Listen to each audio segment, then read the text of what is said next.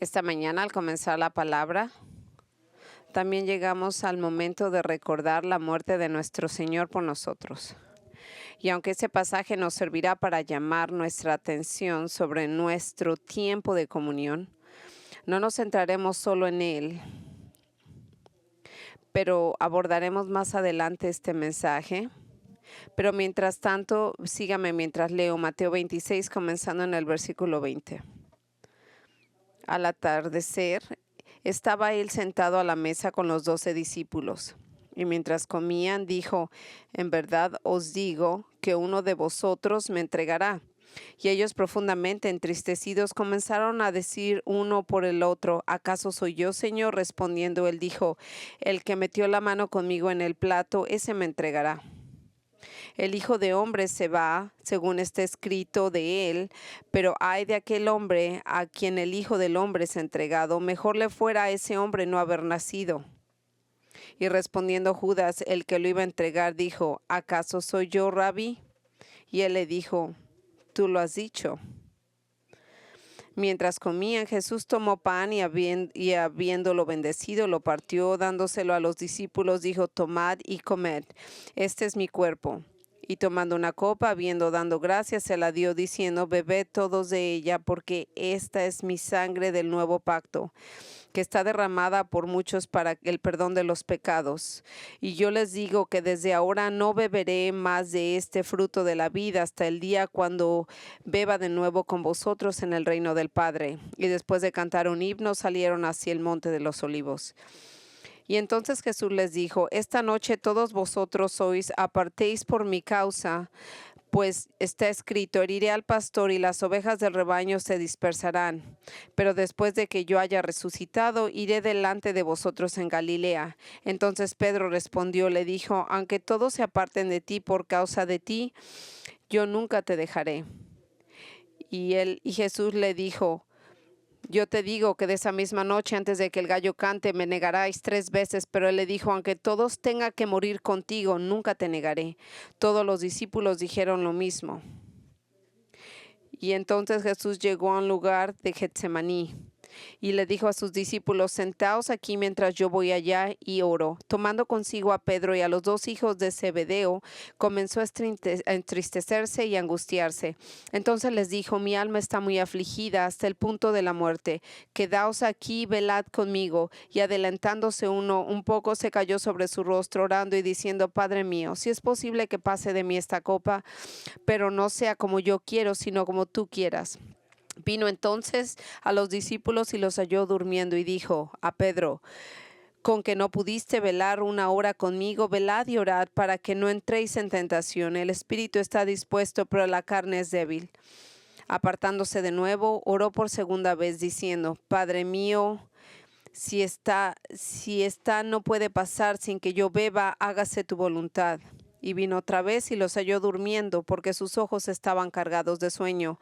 Dejándolos de nuevo, fue y oró una tercera vez, diciendo una vez las mismas palabras. Entonces vino a los discípulos y les dijo: ¿todavía estéis durmiendo, descansando? He aquí ha llegado la hora que el Hijo del Hombre es entregado en las manos de pecadores. Levantaos, vamos, mirad, está cerca el que me entrega. Supongo que si tuviéramos que enumerar los pasajes de la Biblia que nos resultan más familiares, incluiríamos Mateo 26, del 20 al 46. Si solo se nos da una cita bíblica, quizá no podamos explicarle a nadie de qué se trata específicamente este pasaje, pero tras leerlo sé que todos reconocen su contenido. Ahora bien, no tengo un esquema formal para ustedes esta mañana. Les dije a algunos esta semana que iba a cometer una herejía homilética esta mañana, porque todos los sermones deberían de tener un esquema y puntos claves, pero este no lo tiene. Y sobre todo en un tema de verso en verso, pero quiero tomar este tiempo para que nos enfoquemos en la muerte de Cristo y lo que hizo Él por nosotros y examinar varios pasajes que nos llaman la atención sobre este evento y la importancia de lo que Jesús hizo en la cruz. Jesús se prepara para la muerte. Justo antes de los acontecimientos que acabamos de leer, una mujer vino y derramó perfume muy costoso sobre su cabeza, ungiéndolo así para la sepultura. Sabemos que eso era lo que estaba sucediendo porque Jesús lo dijo en el versículo 12. Judas ya había acudido a las autoridades judías y lo había traicionado. Ahora él y sus discípulos celebraban juntos la última cena. Y Jesús anuncia que el pan y el vino representan su cuerpo y su sangre. Y luego, muy tarde en la noche, ora en el huerto hasta que Judas lleva a los soldados allí para arrestarlo. Celebramos estos pasajes una y otra vez en la iglesia. Los leemos con cierta frecuencia. Sin embargo, yo me pregunto cuántas veces ha leído el relato de lo que sucede en el huerto de Getsemaní sin detenerse a pensar exactamente en qué es lo que estaba orando Jesús. Se nos dice que él estaba abrumado por la tristeza y la angustia y 3 veces en oración el Hijo de Dios pidió a su Padre que apartara cierta copa que iba a beber. Y la pregunta que debemos hacernos es que, ¿qué clase de copa era esta? ¿Por qué el solo hecho de pensarlo haría que el Hijo de Dios dijera, mi alma está profundamente triste hasta el punto de morir? Porque en su evangelio Lucas describe esta experiencia en Getsemaní como algo que hizo que Jesús sudara misma sangre o gotas que parecían sangres. ¿Qué copa era de la que Jesús mencionaba en esta oración? ¿Cómo puede una copa causarle al propio Hijo de Dios tanta tristeza y temor? Y esto es particularmente interesante, ya que Jesús acaba de instituir la bebida de la copa como parte de la celebración en memoria de su muerte. Había ordenado a todos los seguidores que la bebieran toda al recordarlo, pero ahora está expresando un gran dolor y angustia ante la idea de tener que beber cierta copa. Entonces, ¿qué clase de copa es de la que está él hablando? Si buscamos a la Biblia, encontramos que la imagen de la copa se usa en diferentes maneras. Específicamente hay 3 maneras que vemos. Periódicamente leemos sobre una copa literal. Recordarán que en Génesis 40, José interpretó un sueño de un copero del faraón, a quien le dijo él mismo que sostenía en su mano la copa de la que bebió, y que él fue quien la preparó y probó la bebida que se le daría al faraón para verificar que estaba segura para él. Por eso la escritura habla ahí de una copa literal y física. Y unos cuantos capítulos más adelante, en Génesis 44, José hizo que un sirviente tomara una copa de plata y la escondiera en el saco de grano de Benjamín como parte de su plan para finalmente revelar su identidad y reconciliarse con su familia. Así que en las escrituras se mencionan copas y tazones literalmente. Pero eso no nos ayuda mucho cuando llegamos a Mateo 26. Jesús no está orando en el huerto por un tazón literal lleno de líquido. Así que teniendo esta comprensión no nos ayuda mucho. En la Biblia hay una imagen de una copa de un modo diferente, como un símbolo de una bendición de Dios. En el Salmo 23, el salmista afirma que su copa, es decir, que su destino en esta vida, simplemente se rebosa, diciendo, mi copa rebosa con la bondad y la bendición de Dios. Y en el Salmo 16, David dice, Yahweh es mi copa. En otras palabras, Dios es mi destino en la vida. Él es de quien yo recibo lo bueno y beneficioso. De Él proviene toda la bondad, bendición, gracia y misericordia al beber todo lo que Él tiene para mí. En el Salmo 34:8 dice, gustad y ve qué bueno es Jehová. Así que debemos de preguntarnos, ¿por qué alguien oraría, quítame esto? Esa imagen no nos ayuda mucho No hay razón para la que Jesús le pidiera al Padre que le quitara una copa que representa su bondad, misericordia y bendición y decir, quita esto, por favor, quítamela.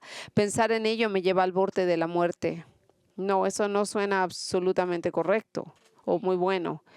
Pero hay una tercera forma en que la Biblia usa la imagen de una copa y se encuentra principalmente en el Antiguo Testamento. Ahí hay 15 pasajes diferentes en los cuales los escritores del Antiguo Pacto hablan de la copa de vino de la ira de Dios. Una copa que simboliza el odio de Dios hacia el pecado, símbolo de la determinación de que el pecado debe y será castigado. Ojalá tuviéramos tiempo de leer esos 15 pasajes, pero quiero limitarnos a solo 3 para revisar el Antiguo Testamento, para ver qué tipo de imagen se inspira Jesús. Luego queremos nosotros regresar a Getsemaní y ver si nos ayuda a apreciar lo que sucede aquí en las últimas horas de la vida de Jesús. Primero de estos pasajes del Antiguo Testamento se encuentra en el Salmo 75 que acabamos de leer. Vemos el versículo 7 y 8 que dice que Dios es el juez. Dice, Dios es el juez, a él no se le humilla y no se le enlaza, porque hay una copa en su mano de Jehová y el vino espumea y está llena de su mezcla y la vierte. Ciertamente los impíos de la tierra beberán y beberán sus heces. Y aquí vemos como la copa del vino de la ira de Dios. Y quiero que sepan que hay una copa reservada para los malvados. Son ellos quienes deben de beber su contenido y deben de beberlo hasta el último sorbo. En otro pasaje que me parece interesante en este aspecto se encuentra en Isaías 51. Si usted puede regresar en Isaías 17. Aquí Isaías personifica la ciudad de Jerusalén como si fuera aquí Isaías contempla la destrucción de Jerusalén en un cautiverio babilónico. Y aquí es como un cántico que se burla o la ridiculiza. Isaías personifica a la ciudad de Jerusalén como si fuera una borracha desmayada en la calle, tumbada en un banco del parque o en la entrada de un callejón. Y le grita a la ciudad de Jerusalén intentando despertarla de su estupor y con estas palabras, comenzando en el versículo 17. Despierta, despierta, levántate Jerusalén, tú que has bebido de la mano del Señor la copa de su furor, que has bebido del cáliz del vértigo hasta vaciarlo. No hay quien guíe entre todos los hijos que dio a luz, ni hay quien la tome de la mano entre todos los hijos que crió. Estas dos cosas que te han acontecido, ¿quién te confortará? Desolación y destrucción, hambre y espada. ¿Quién te consolará? Tus hijos han fallecido, yacen en las esquinas de todas las calles, como el antílope en la red, llenos de furor del Señor y de la reprensión de tu Dios. La imagen que Isaías nos presenta en la ciudad de Israel tendida en la calle, desmayada, después de haber bebido la copa de vino de la ira de Dios. Y la destrucción fue tan terrible que experimentó una doble calamidad, la devastación y la destrucción, el hambre y la espada. Fue una terrible copa de juicio y no hay nadie que la ayude a evitar su calamidad, ni que la consuele ni la auxilie. Pero hay un pasaje más y para mí en cierto modo es el más intrigante de todos. Pasemos nosotros al libro de Jeremías 25, del 15 al 27. Aquí encontramos un sermón que Jeremías se escribió en el año 605 antes de Cristo. Se preguntará, ¿y qué tiene que ser tan importante en el año 605 antes de Cristo? Bueno, Jeremías ya llevaba unos 20 años predicando a Jerusalén. Advirtió a la ciudad que a menos de que se desviaran de su camino, seguirían y se tendrían que arrepentir de su pecado o Dios los juzgaría. Y los juzgaría. Tras 20 años de continuas proclamaciones de Jeremías en nombre del Señor, el profeta se había convertido para muchos israelitas en una fuente de entretenimiento y humor burlón.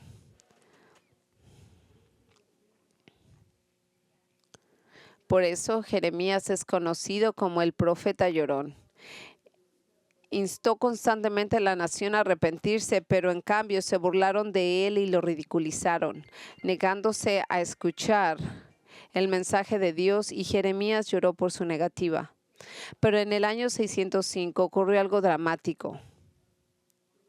En la segunda mitad del siglo VII a.C., el imperio asirio había comenzado a desmoronarse.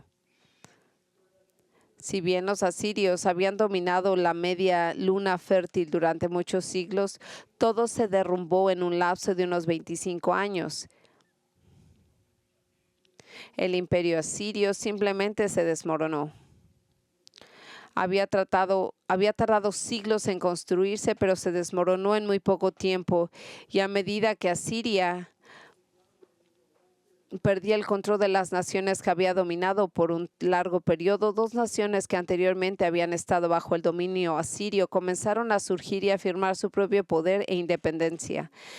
En el este estaba Babilonia, un gran imperio con un milenio que había conocido épocas gloriosas, y también en el sur estaba Egipto, una potencia que tenía la oportunidad ahora de reafirmarse como una fuerza de tener su propia región. Pero recuerde, hay un gran desierto en medio. Así que a medida que Asiria comenzó a menguar, estos dos grandes potencias que habían sido imperios por derecho propio durante milenios, comenzaron a reafirmarse y vieron esto como una oportunidad para arrebatar el territorio que Asiria estaba perdiendo.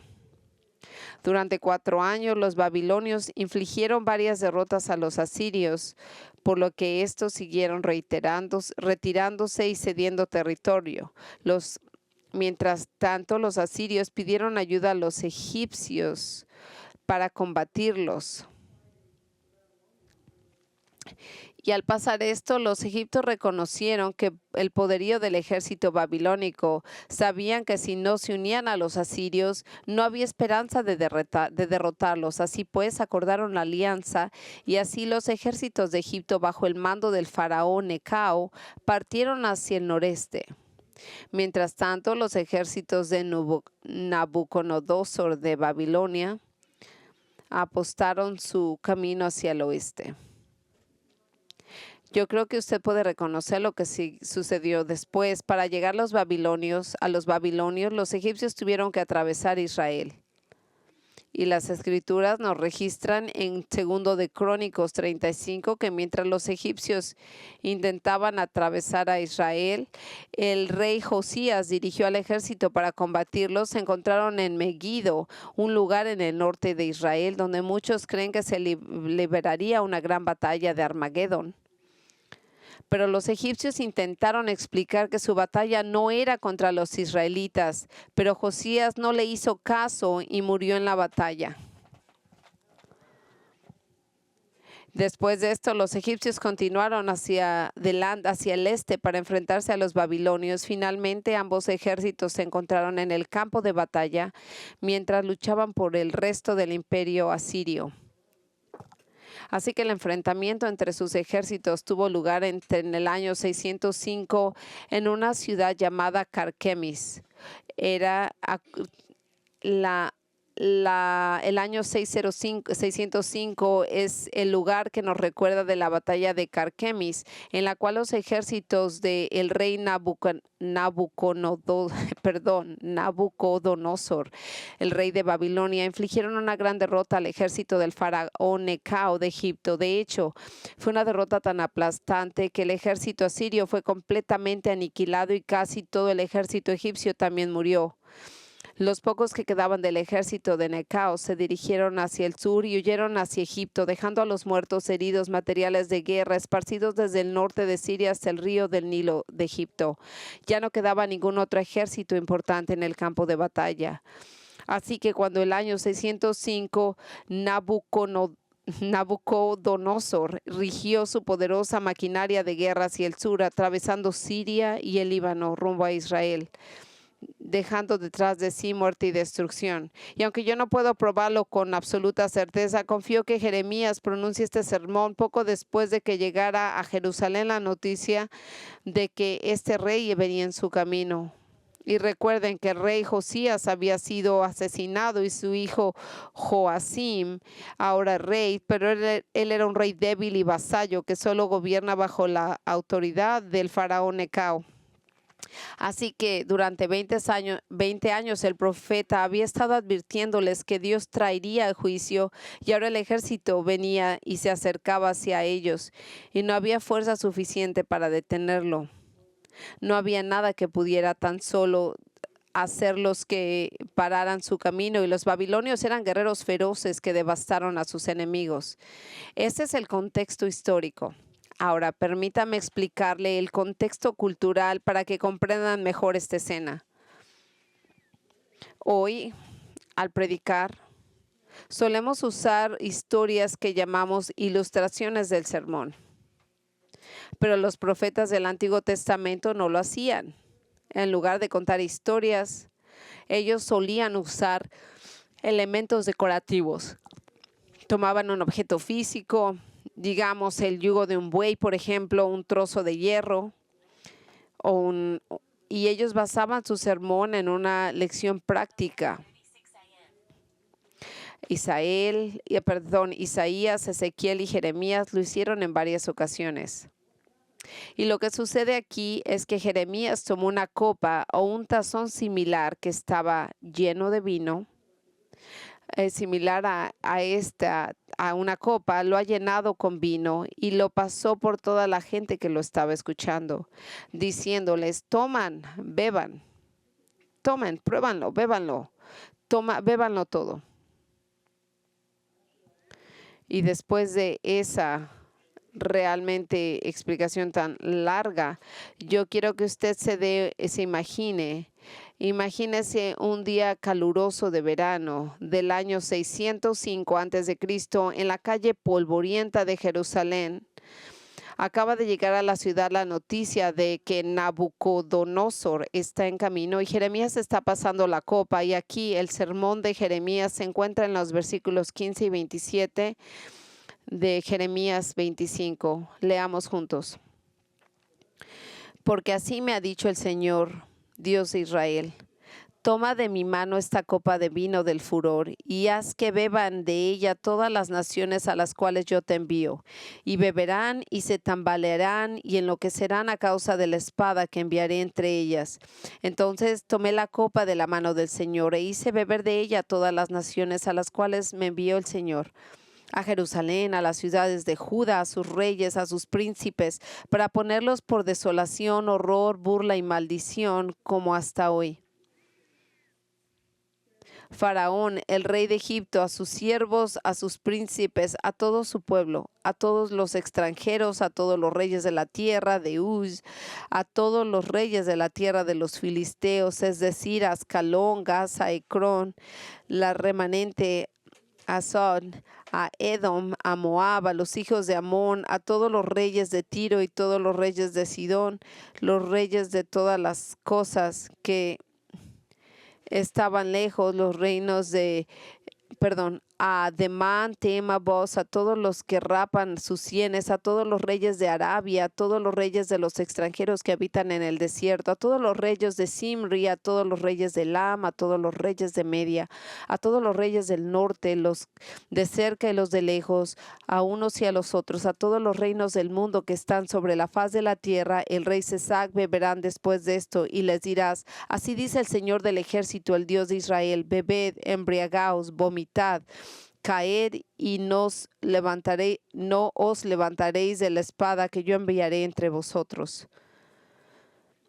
Ahora, yo no sé ustedes, pero yo creo que si yo hubiera estado entre esa multitud que escuchó este sermón por primera vez y que alguien me hubiera pasado esa copa, hubiera yo dicho: no, gracias. estoy bien, yo sé que solamente es un símbolo, pero yo prefiero pásalo, yo no quiero beber de eso.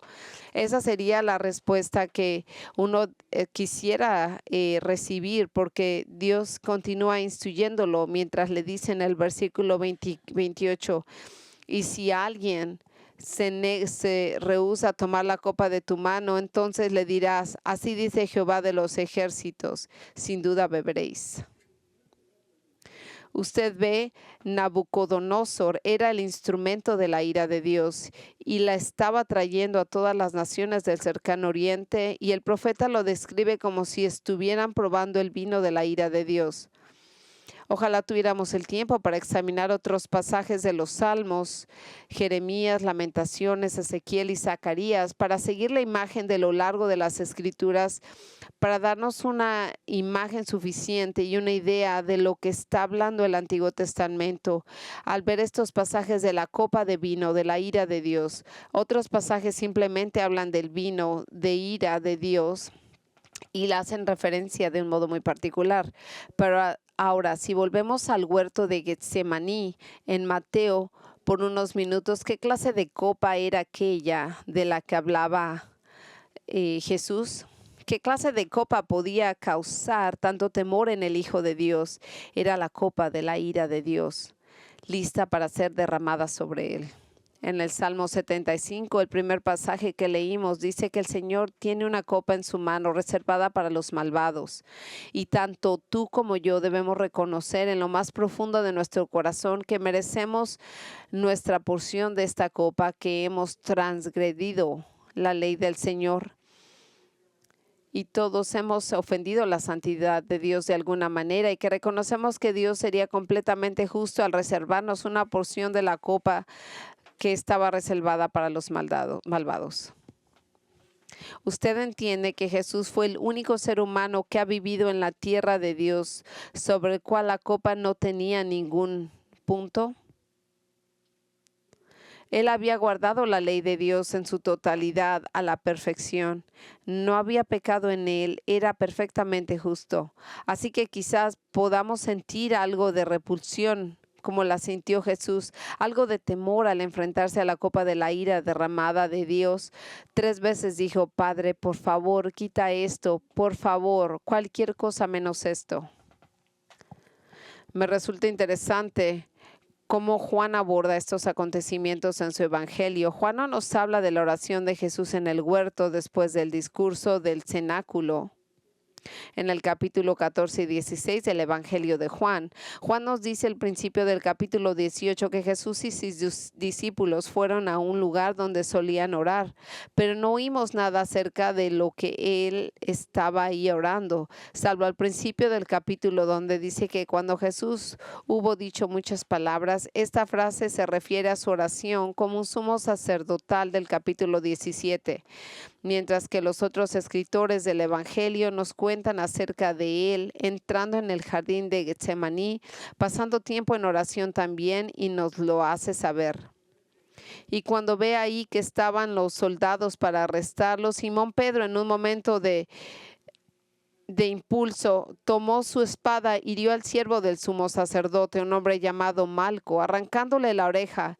Y en ese momento Jesús se detuvo a Pedro con estas palabras: mete la espada a la vaina, la copa que el Padre me ha dado, ¿no la he de beber? ¿Usted ve la transición? Mientras él estaba en el huerto, le decía al Padre, Padre mío, si es posible que pase esta copa, que no sea lo que yo quiera, pero lo que tú quieras. Así que al salir del huerto, él viene y dice que la copa que el Padre me ha dado, no la he de beber. Ahora, permítame profundizar un poco más en esto y mostrarles cómo la copa se relaciona directamente a la crucifixión. No sé cuántos de ustedes saben algo sobre el vino, pero el vino es el subproducto de la levadura que alimentaba el azúcar. La levadura se convierte en azúcar del jugo del vino, creando en el proceso alcohol etílico, dióxido de carbono, y son las burbujas que se forman en la fermentación. La levadura continuará consumiendo el azúcar hasta que genere tanto alcohol que el ambiente se vuelva tóxico para ella. Así que bien, hasta que consuma todo el azúcar y el cultivo muera, ese proceso ocurre todo el mundo. Se llama la fermentación.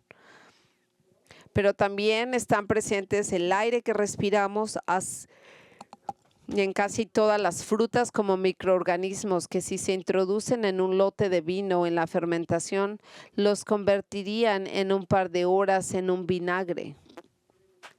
Harán que el vino se agrie y que se convierta en vinagre. Por eso, si usted va a un supermercado y usted compra muchos tipos de vinagre de vino, el vino es agrio. El vino fue vino que se convirtió en vinagre. Vino agrio. Juan nos dice que cuando Jesús salió del huerto lo hizo con la resolución en su corazón de probar la copa de Dios que había preparado. Pero ese no es el final del asunto del libro de Juan. Si usted ve la página 10, si usted ve Juan 19, 28, va a ver el Evangelio de Juan. Mientras estaba en la cruz justo antes de morir, a Jesús le ofrecieron otra bebida. Juan aborda esta manera de un modo diferente que cualquier otro de los evangelios. Escuche cómo Juan se centra en la bebida después de esto, sabiendo que Jesús, que ya estaba consumado. Juan nos dice que Jesús llegó al momento en que su vida, en el que supo que todo lo que Dios había encomendado hacer ahí estaba hecho y todo estaba consumado excepto una cosa. Después de que Jesús, sabiendo que ya estaba todo consumado para ser terminada la escritura, él dijo, tengo sed. Ahí había una jarra llena de vinagre, así que la pusieron en una esponja empapada en el vinagre, en una rama del hisopo, y se la acercaron a la boca. Y cuando Jesús hubo tomado el vinagre, dijo, consumado es, e inclinando su cabeza, exhaló su espíritu. Juan quiere que nosotros nos demos cuenta que Jesús bebió la copa del Padre que le había asignado y tras orar en el huerto, en efecto, Señor, cualquier cosa menos esto, por favor, quítame esto. Finalmente Jesús se sometió a la voluntad del Padre y como último acto, lo único que tenía que hacer antes de entregar su vida es tomar y probar ese vino agrio que se le fue ofrecido en la cruz como la demostración simbólica de que él había bebido el vino de la furia de Dios contra el pecado. Ahora piense en esto por un momento. Vivimos en una época en la que a la gente le encanta escuchar sobre el amor de Dios. La mayoría de la predicación actual se centra en el tema general como el amor. Observen cómo el telepredicador típico escuchará todo acerca del amor. En una revista que se llama El Cristianismo Hoy realizó una encuesta a los teólogos y ministerios evangélicos y el resultado dice que está desproporcionado el hablar del amor de Dios en comparación con su ira. Muchos predicadores evangélicos consideran la ira de Dios como un concepto poco útil en nuestros días.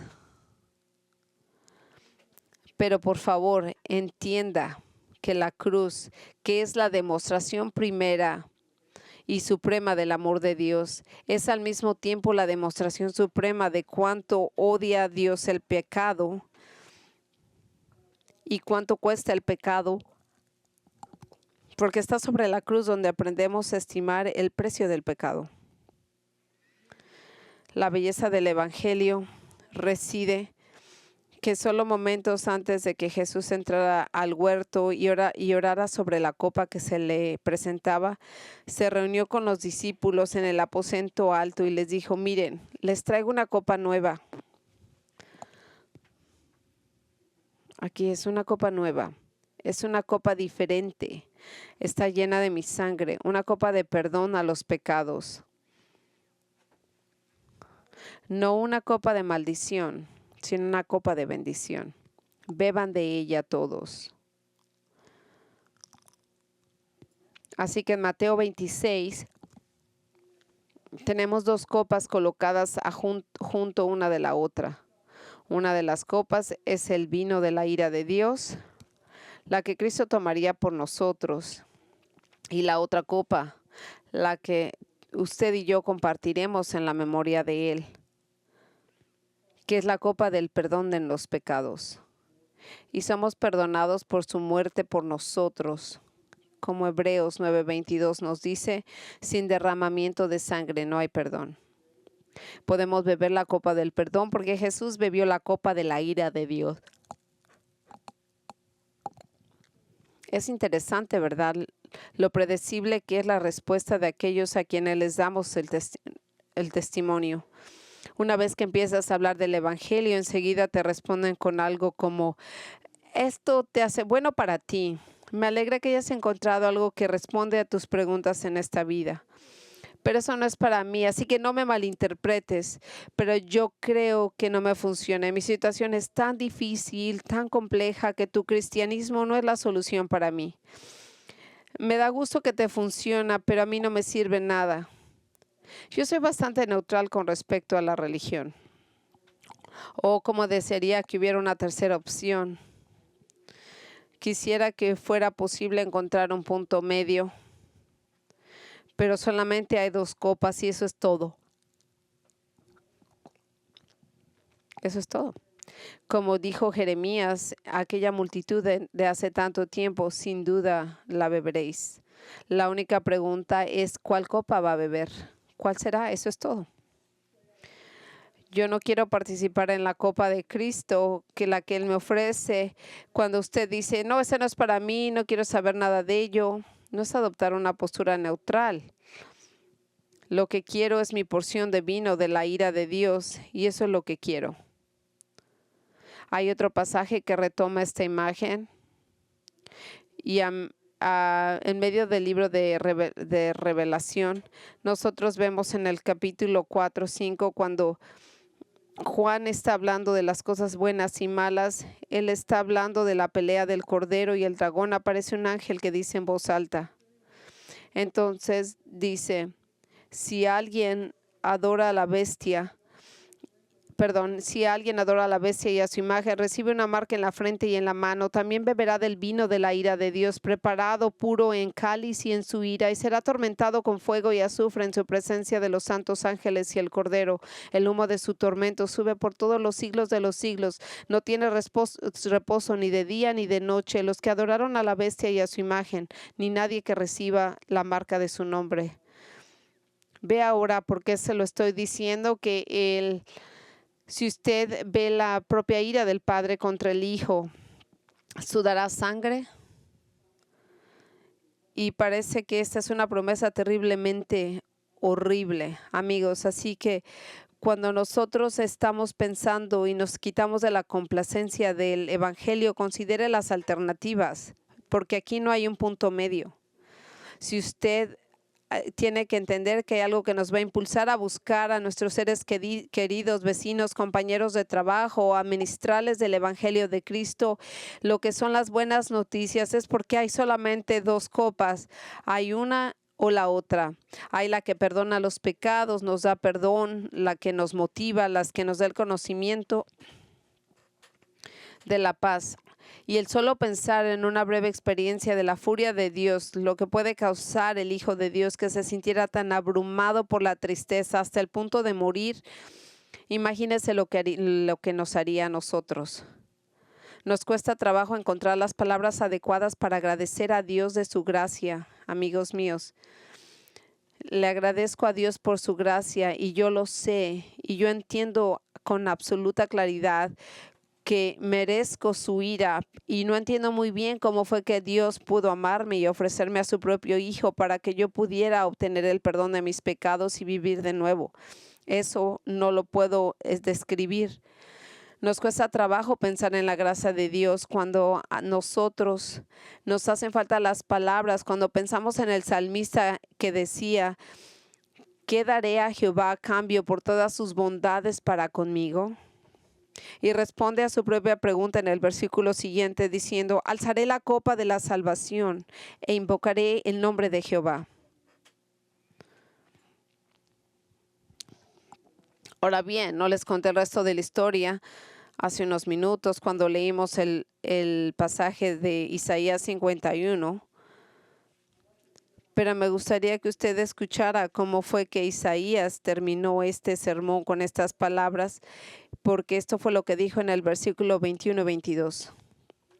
Por tanto, oye ahora esto, afligida que estás ebria, mas no de vino. Así dice tu Señor, el Señor tu Dios, que contiende por tu pueblo. He aquí, he quitado de tu mano la copa del vértigo, el cáliz de mi furor, y nunca más lo beberás.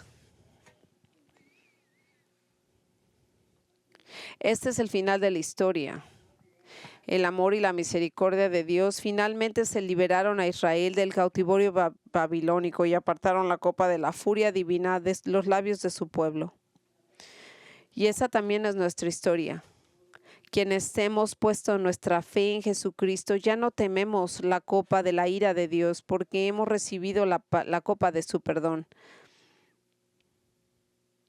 Y por eso anhelamos el día en que, como Jesús dijo en el versículo 29, en Mateo 26, en el cual beberemos con Él en el reino de nuestro Padre. Oh, qué tan grandioso es ese día. Así que oremos juntos en oración. Padre, nosotros oramos de que nos enseñes a ser menos,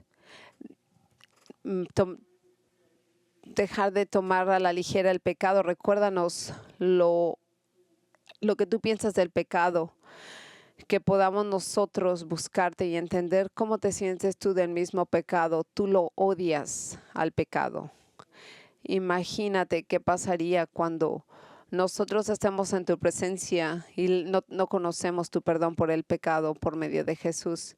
Perdona como nosotros a veces olvidamos tu ley y cómo nosotros debemos de alabarte y darte gloria por tu piedad. Gracias por esta copa de perdón que nos has dado. Así que venimos a tu mesa donde vamos a recordar el sacrificio de tu Hijo, que podamos venir con un corazón puro, en un corazón que está lleno de gratitud, de alabanza por lo que tú has hecho por nosotros. Y en el nombre de Jesús, nuestro Señor y Salvador, oramos. Amén.